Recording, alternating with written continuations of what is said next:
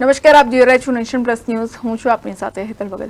મુંબઈ સુધી ચોમાસું પહોંચી ગયું છે, એવામાં સુરત જિલ્લામાં પણ મેઘરાજાની ધીમી ધારે પધરામણી થઈ ચૂકી છે.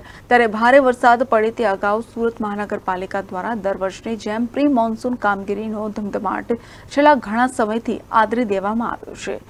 રાંદેર અને કતાર ગામને જોડતા કોઝવે પર લોખંડની ગ્રીલ કાઢીને વાંસની આડશ બાંધવાનું શરૂ કરી દેવામાં આવ્યું છે. કોઝવે પર બંને બાજુ દર વર્ષે ચોમાસું શરૂ થાય તે અગાઉ લોખંડની ગ્રીલ કાઢી નાખવામાં આવે છે. વરસાદી પાણીમાં કોઝવેની સપાટી 6 મીટરથી ઉપર જતી રહે ત્યારે ધસમસતા પાણીમાં આ ગ્રીલ તણાઈ ન જાય તે માટે વાંસની આડશ લગાવવામાં આવતી હોય છે. જોકે ભારે પાણીના પ્રવાહમાં કંઈક મોટી વસ્તુ તણાઈ આવે ત્યારે વાંસની આડશ પણ ટક્કર ઝીલતી નથી.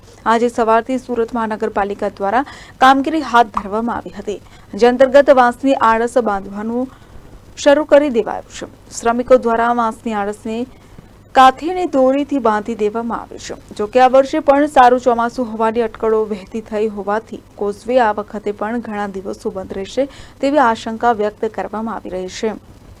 Bureau report, Nation Plus News, Surat.